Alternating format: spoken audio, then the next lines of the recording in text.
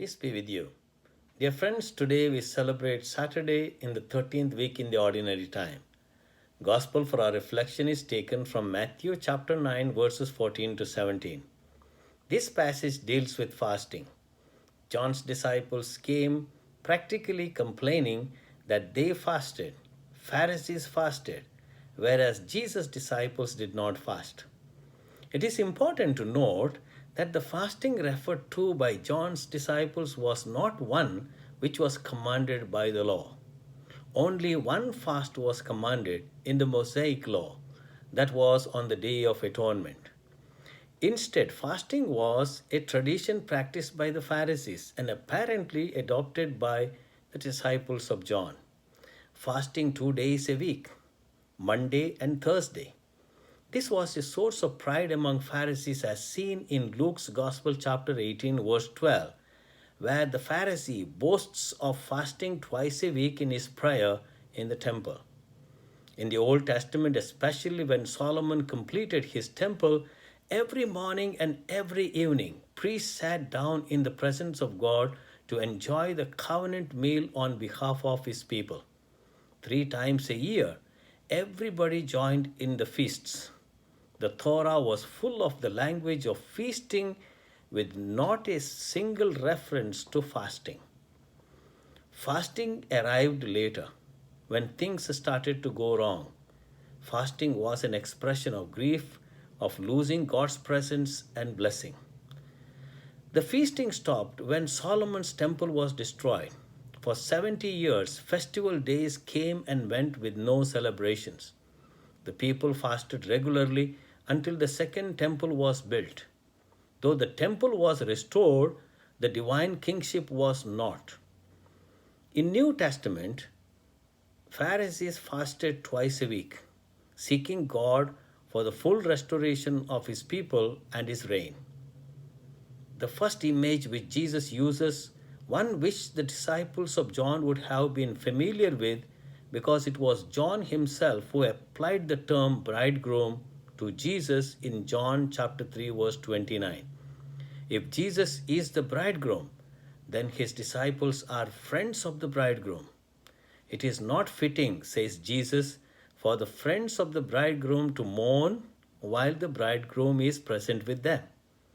In using this image, Jesus is making a startling claim that he is the bridegroom. In the Old Testament, Yahweh had used this exact same language to describe his relationship with the nation of Israel. The point Jesus makes here is very emphatic. How can my disciples fast when this long expected promise is now being fulfilled?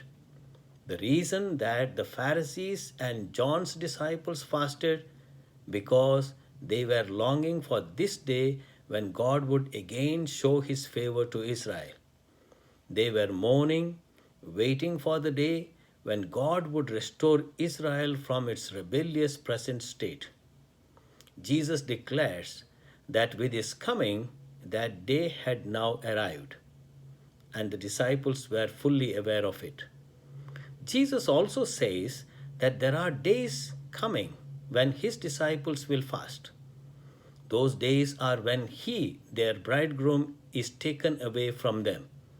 Some scholars understand this to refer to the 3 day period when Christ is taken from his disciples in death between the cross and resurrection. But the early church apparently understood this to refer to the time after Christ ascended before he comes again. This is the period in which we are now living. This is a time for fasting, but not like the Pharisees and the disciples of John. Instead, we are to fast as those who know that the bridegroom has already come and now long for his second coming. The Pharisees and the disciples of John fasted in mourning because they didn't believe that God's promise had been fulfilled in Jesus. As believers in Jesus, we fast because we do believe that God's promise has been fulfilled and we are longing expectantly for those promises to be fully consummated at our Lord's return. This is re-establishing the reign of God over humanity. Their old mourning clothes seemed so appropriate to the kingdom that disintegrated in the Old Testament times. But those old garments cannot hold the new cloth of the kingdom being established under Jesus' kingship. If they tried to patch them together, they would lose both. The old leather wine bottles they have used for so long cannot contain the fresh fermenting wine of the new kingdom of Jesus. Jesus understands their concern, but they can't have it both ways.